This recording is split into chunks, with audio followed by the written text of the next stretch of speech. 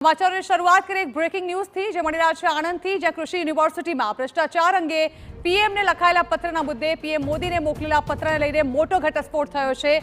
પત્ર ભાજપના અગ્રણી જેઠા પાનેરાએ નહીં લખ્યો હોવાનો ખુલાસો થયો છે। જેઠા પાનેરાએ પત્ર બાબતે સ્પષ્ટ ઇનકાર કર્યો છે।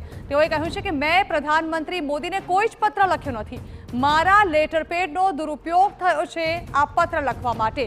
તેઓએ કહ્યું છે કે મારા કોઈ પરોક્ષ સંબંધી લેટરપેડ લઈ ગયા હશે અને તેમના દ્વારા પત્ર લખાયો હોઈ શકે છે।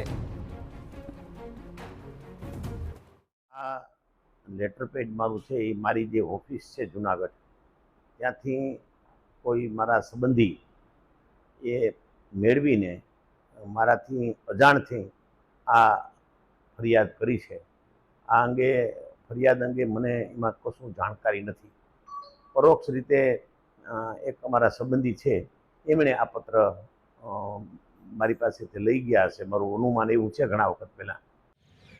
તો આ પત્ર જૂનાગઢ ભાજપના અગ્રણી જેઠા પાનેરાના નામે પીએમને મોકલાયો છે અને તેમાં આણંદ યુનિવર્સિટીમાં વાઇસ ચાન્સેલર કેબી કથિરિયા ભ્રષ્ટાચાર કરતા હોવાના આક્ષેપ કરાયા છે। પત્રમાં ઉલ્લેખ મુજબ વાઇસ ચાન્સેલરે 8 કરોડની સોલાર રૂફટોપ સિસ્ટમ ઇન્સ્ટોલમાં ગેરરીતિ આચરી। આ સિવાય કસ્ટમ BOQ બિલ્ડિંગનો દુરુપયોગ કર્યો, વીસી કોન્ફરન્સ હોલના રિનોવેશન, કુલપતિ નિવાસસ્થાનનો ખર્ચ અને રિકરિંગ ગ્રાન્ટનો દુરુપયોગ કર્યો હોવાના આક્ષેપ થયા છે। વાઇસ ચાન્સેલર કથિરિયાએ સરકારી નિયમ વિરુદ્ધ ઓર્ડર આપીને કામગીરી કરી હોવાનો આક્ષેપ છે, પરંતુ સવાલ એ છે કે આ પત્ર લખ્યો કોણે જેઠા પાનેરાના લેટરપેડનો ઉપયોગ કરીને ગંભીર આક્ષેપ કર્યા, કારણ કે જેઠા પાનેરાએ તો કહી દીધું છે કે આ પત્ર તેમણે નથી લખ્યો। ચોક્કસથી આ પત્ર લખનારા અને આક્ષેપ બાબતે તપાસ જરૂરી છે। અન્ય સમાચારો, અમદાવાદના બાવળામાં ગેરકાયદે